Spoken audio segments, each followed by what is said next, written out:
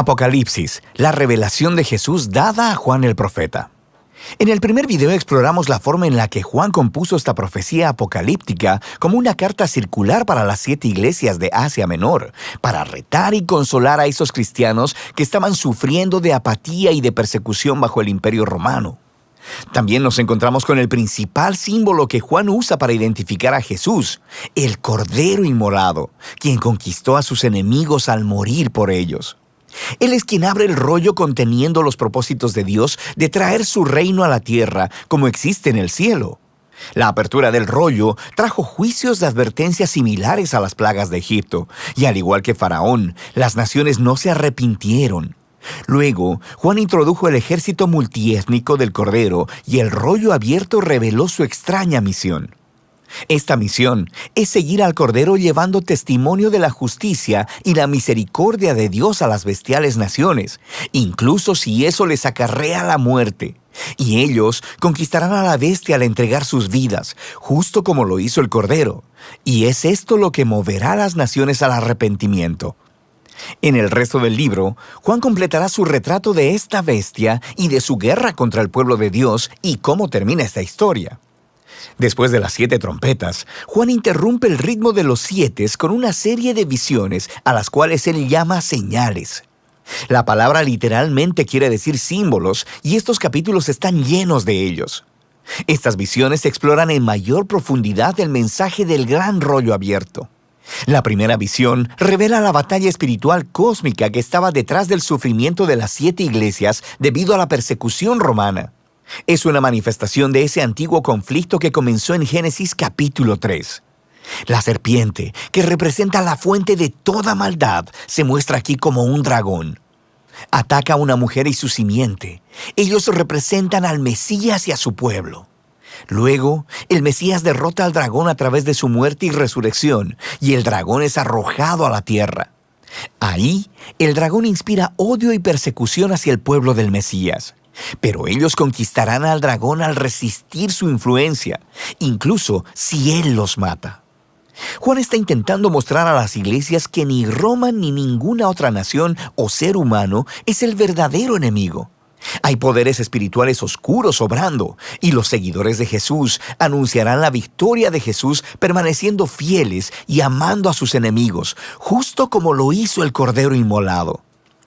La siguiente visión de Juan recuenta la historia del mismo conflicto, pero en esta ocasión con el simbolismo terrenal de las visiones de animales de Daniel.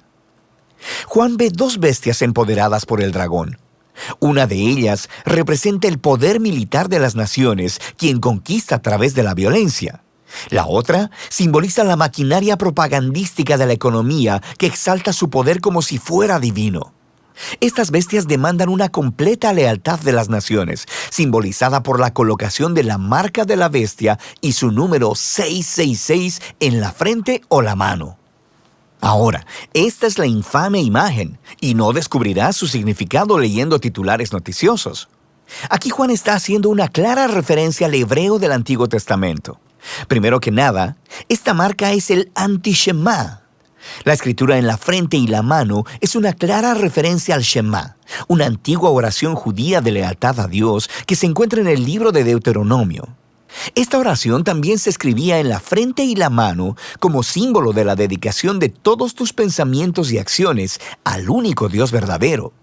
Pero ahora, las naciones rebeldes demandan lealtad hacia sí mismas y obligan a todos a decidir a quién seguirán. Luego está el número de la bestia, que ha fascinado a los lectores durante miles de años. Pero este no era un misterio para Juan. Él hablaba hebreo y griego, y las letras hebreas también eran números. Si deletreas las palabras griegas Nerón, César y la palabra bestia en hebreo, cada una equivale a 666. Ahora, Juan no está diciendo que Nerón era el único cumplimiento de esta visión. Nerón es solo un ejemplo reciente del antiguo patrón presentado por Daniel, en el cual las naciones se convierten en bestias cuando exaltan su propio poder y seguridad económica como si fuera un dios falso, y luego demandan completa lealtad de las demás naciones. Así que Babilonia era la bestia en el tiempo de Daniel. Pero este imperio fue sucedido por Persia, Grecia y ahora por Roma en el tiempo de Juan, y lo mismo para cualquier nación posterior que actúe de la misma manera. Levantándose en oposición a las naciones bestiales y al dragón, está otro rey. Es el Cordero Inmolado. Él está con su ejército, quienes han dado sus vidas para seguirlo. Y de la Nueva Jerusalén sale su canto de victoria a las naciones, en lo que Juan llama el Evangelio Eterno. Y ellos llaman a todos a arrepentirse y a adorar a Dios y a salir de Babilonia, quien caerá, porque sus días están contados. Luego Juan mira una visión del juicio final. Está simbolizada por dos cosechas. Una es una buena cosecha de grano, mientras el Rey Jesús viene para reunirse con su pueblo fiel. La otra es una cosecha de uvas para hacer vino. Representa la intoxicación de la humanidad con el mal. Ellos son llevados al lagar y pisoteados. Ahora, a través de todas estas visiones de señales, Juan está poniendo una clara elección delante de las 7 iglesias. ¿Resistirán el engaño de Babilonia y seguirán al Cordero, o seguirán a la bestia y sufrirán su derrota? Ahora que la elección es clara, Juan continúa con un ciclo final de 7 juicios divinos simbolizados por el derramamiento de 7 copas. Ahora, sabemos por el rollo del Cordero y por las señales en forma de visiones que muchos de entre las naciones sí se arrepienten.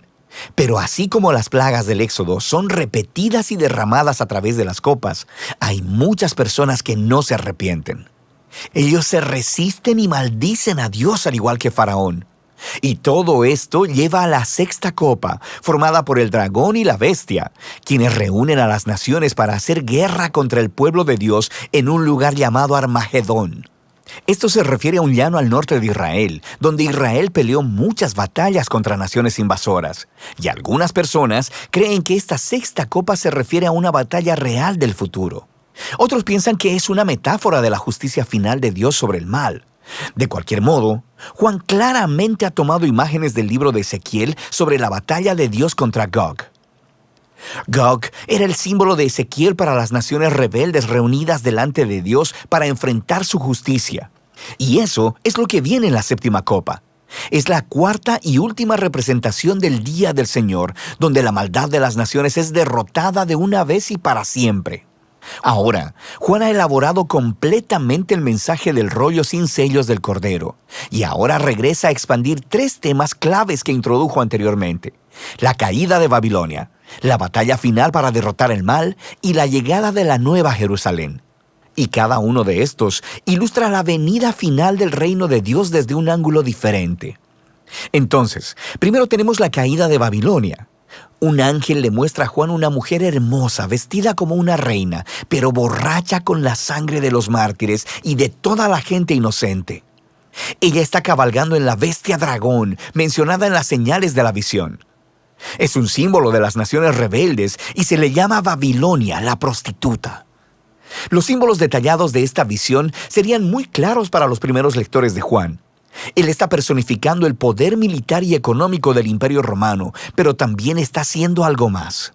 En esta visión, Juan ha mezclado palabras e imágenes de cada uno de los pasajes del Antiguo Testamento, referentes a la caída de la antigua Babilonia, de Tiro y de Edom.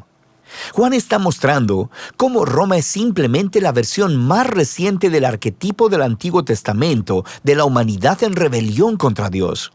Ellos se reúnen y forman naciones que exaltan su propia seguridad económica y militar como un Dios falso. Esto no es algo limitado al pasado o al futuro. Es una representación de la condición humana a través de la historia. Diferentes Babilonias irán y vendrán hasta que llegue el día cuando Jesús regrese para reemplazar a Babilonia con su reino. Pero, ¿cómo vendrá el reino de Jesús? Hasta este punto, el día del Señor ha sido representado como un día de fuego, un temblor o una cosecha. Y ahora se representa como una batalla final y es contada 2 veces, resultando en la reivindicación de los mártires. Ahora, Juan nos regresa a la 6ª copa, donde las naciones estaban reunidas para oponerse a Dios, y de repente Jesús aparece. Él es el gran héroe. Él es la palabra de Dios cabalgando sobre un caballo blanco, y Él está listo para conquistar la maldad del mundo. Pero pon atención, Él está cubierto de sangre antes de que la batalla siquiera comience. Y eso es porque se trata de su propia sangre, y su única arma es la espada de su boca. Es una imagen adaptada de Isaías. Juan nos está diciendo que el Armagedón no será un baño de sangre. Más bien, el mismo Jesús que derramó su propia sangre por sus enemigos, ahora viene proclamando justicia. Él les pedirá cuentas a aquellos que se nieguen a arrepentirse de las maneras en que hayan participado en la destrucción del mundo bueno de Dios. Y el destructivo fuego de infierno que ellos han desatado en este mundo de Dios justamente se convierte en el destino designado por Dios para ellos. Después de esto, Juan ve una visión con los seguidores de Jesús que han sido asesinados por Babilonia. Y ellos son resucitados y reinan con el Mesías durante 1000 años. Después de esto, el dragón que inspiró la rebelión de la humanidad contra Dios moviliza a las naciones del mundo para que se reúnan en rebelión contra el reino de Dios.